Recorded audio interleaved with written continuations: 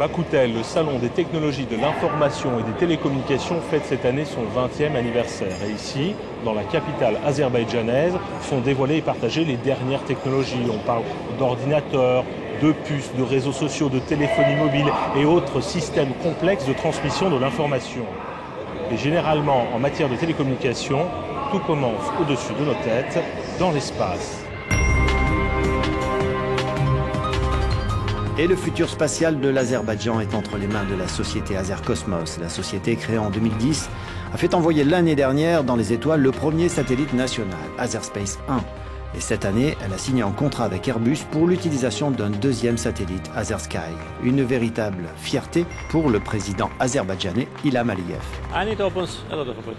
Cela crée beaucoup d'opportunités, d'un point de vue technologique, mais aussi en termes de développement, d'affaires, d'éducation. Ce satellite va aussi nous permettre d'évaluer de façon plus détaillée nos opportunités pour l'agriculture, pour les situations d'urgence et pour d'autres aspects qui touchent nos vies.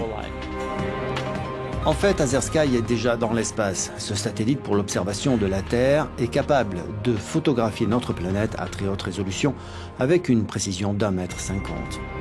Ça sera des images qui vont être utilisées quotidiennement par un certain nombre d'organisations et d'entreprises en Azerbaïdjan ou dans la grande région caspienne pour du travail cartographique, du travail de mise à jour cartographique, du travail sur l'environnement, la gestion des risques environnementaux, pour aider les compagnies pétrolières, pour aider les sociétés agronomiques et les sociétés de commerce agricole, pour faire de la prévision, pour en fait, j'allais dire, suivre et mettre à jour tout ce qui correspond à l'information géographique issue de l'imagerie spatiale.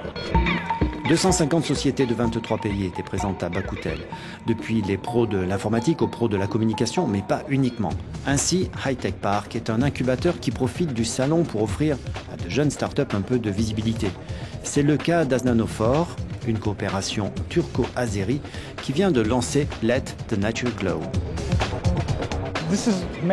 C'est fait en céramique. Nous avons travaillé avec l'université sur ce projet pendant 8 ans.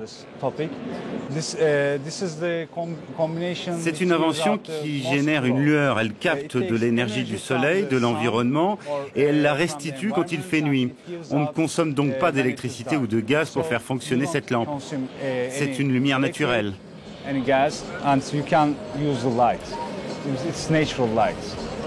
C'est donc fait pour les villes? Oui, c'est pour les villes, les routes, partout où il n'y a pas de lumière.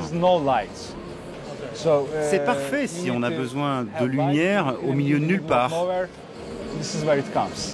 L'entreprise allemande SAP a dévoilé les clés de l'efficacité de la Mannschaft. Lors de la dernière Coupe du Monde de foot, la technologie ANA permet de tout savoir, des performances de son équipe et des systèmes utilisés par l'équipe adverse. Ce système qui délivre les informations en temps réel est absolument interdit en compétition. Il a été utilisé par l'entraîneur allemand lors de rencontres amicales. Et enfin, voici peut-être le touchscreen du futur. L'image s'affiche sur de la fumée générée par un brumisateur d'eau et un système infrarouge permet de détecter les mouvements de la main. Après le Air Guitar, place donc à la Air Tablette.